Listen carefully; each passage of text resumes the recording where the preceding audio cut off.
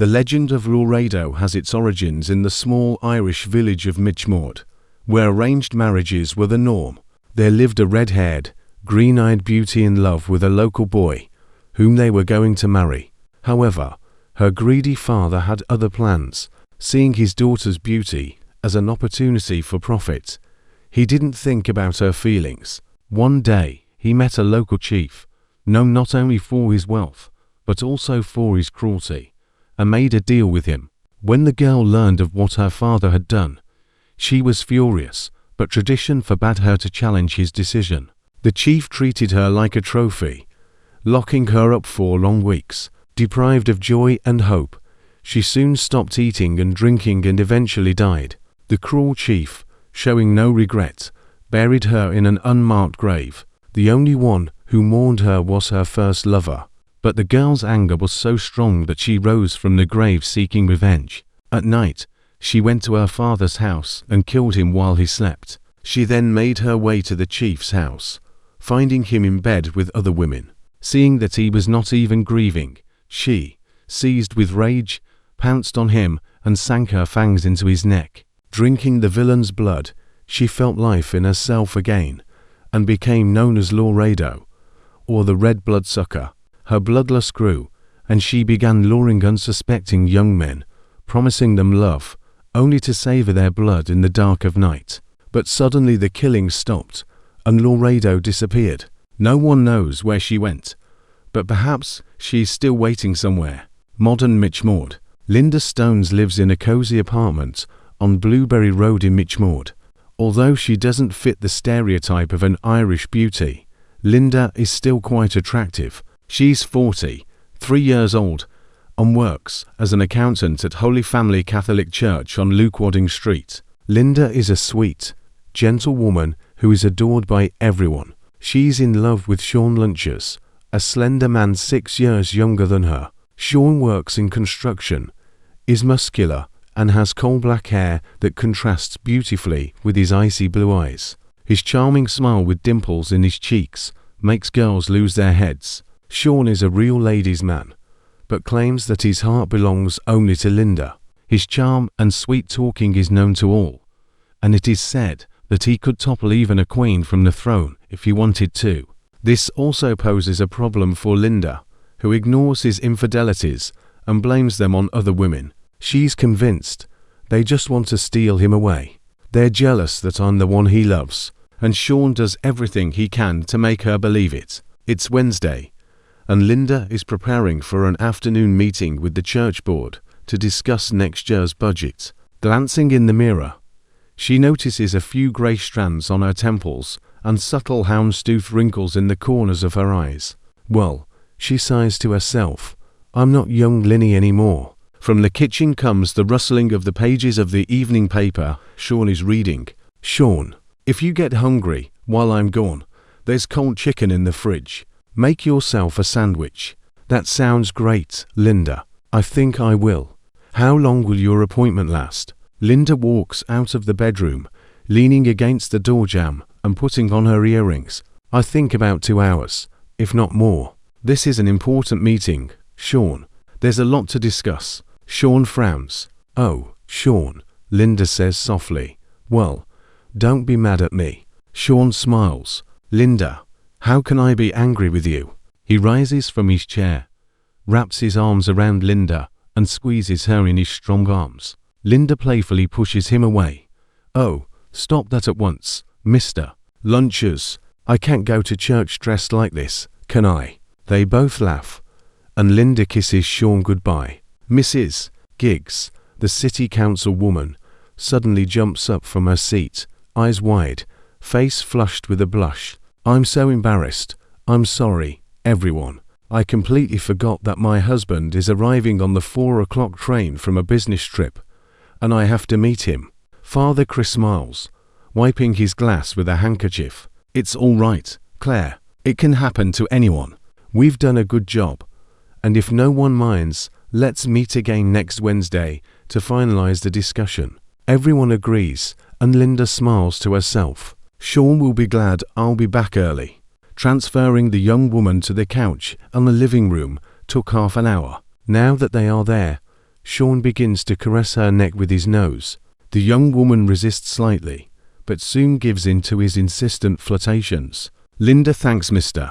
Flynn for the ride home and pulls a key out of her purse as she suddenly hears her downstairs neighbor's window open. "Hi, Linda. How are you feeling today?" "I'm fine, Mrs. Marfin. How are you?"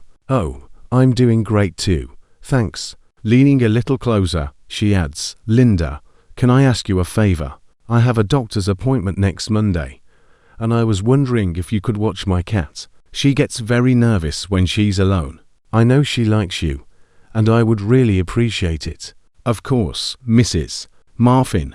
I'd love to, and I'll bring lots of treats for her."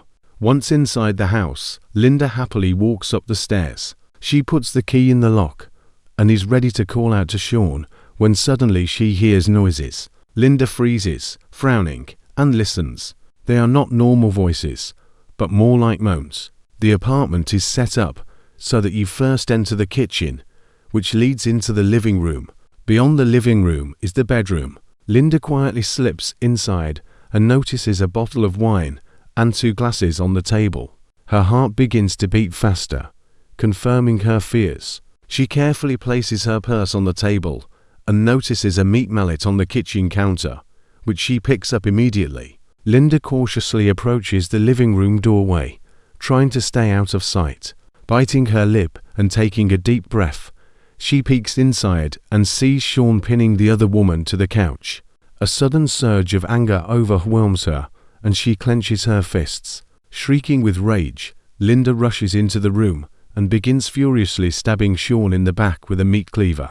Sean screams in pain and jumps up sharply, revealing the young woman's face to Linda's gaze. Linda lets go of the hammer, recoiling back in horror. She clamps her hand over her mouth, trying to hold back her sobs. Charlize. In front of her lies her little sister. Linda, furious and with tears in her eyes, drags Charlize by the hair from the living room to the kitchen.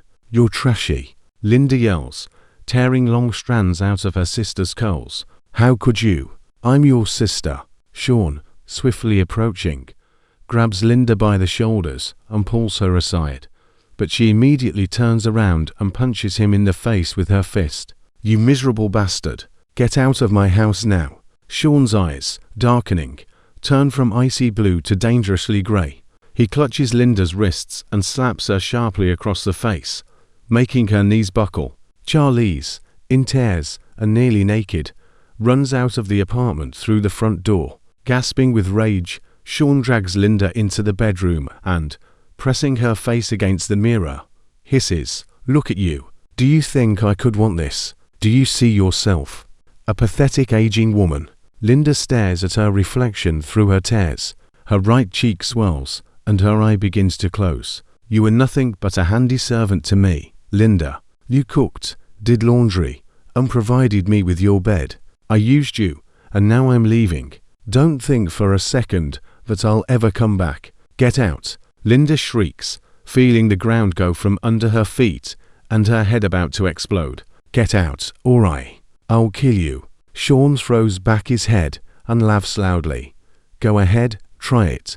With a slight chuckle, he walks out of the apartment, taking his time and slamming the door behind him. Linda falls to the floor, sobbing bitterly. "You're laughing now," Sean lunches, "but soon you'll be dead." Sean heads down by the river to his favorite bar, Chris Joe Murphy's. As soon as he enters, bartender Bruce notices his somber mood. He moves his baton closer to the bar so he can get it quickly if necessary. "No problems tonight, Sean?"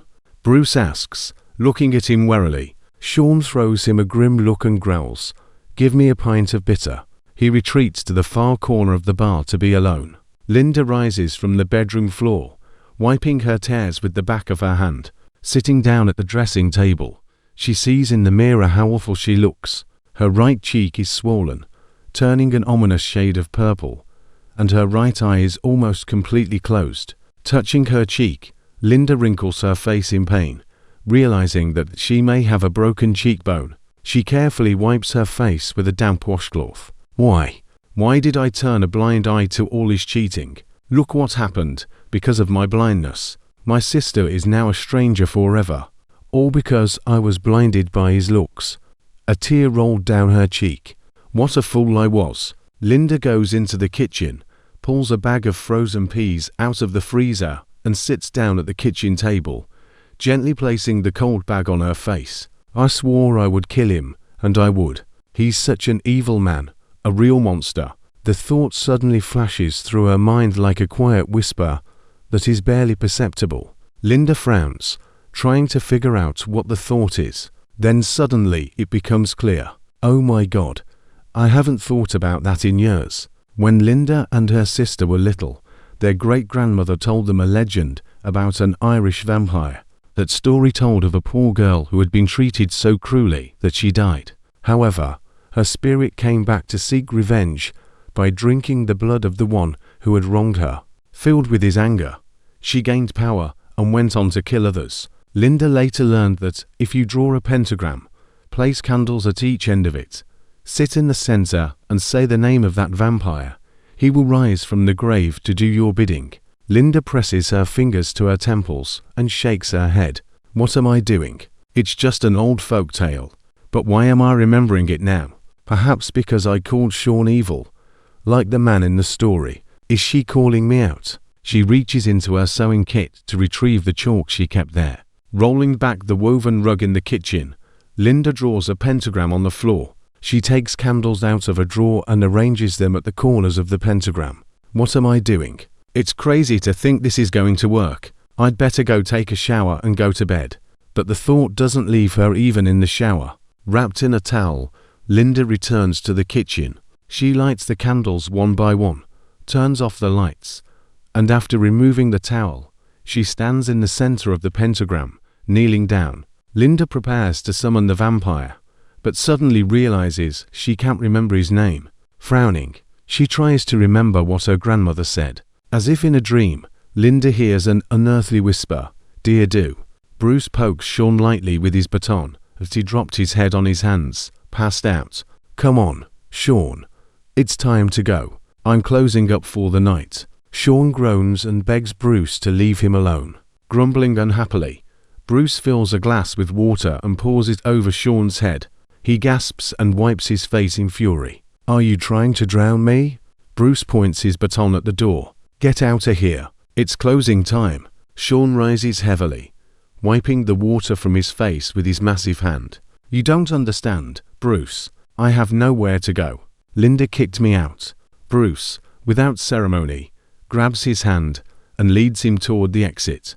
And apparently, there were good reasons for that. "But I know one thing. You can't stay here. Good night, Sean." Sean hears the door slam and lock behind him. "You're wicked, Bruce. Wicked old." Sean looks around, shivering from the cold. It's dark and freezing by the river. He mumbles something inaudible, hoping to find some booth at the bus stop to sleep in.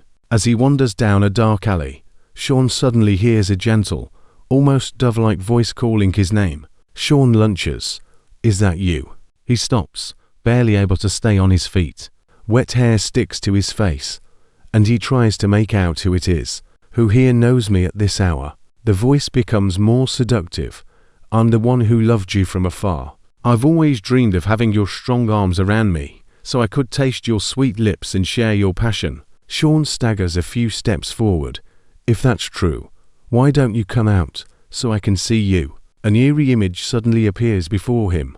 A ghost with empty eye sockets and a fiery red hair that flutters wildly like a storm in the northern sea. Laredo lets out a roaring scream.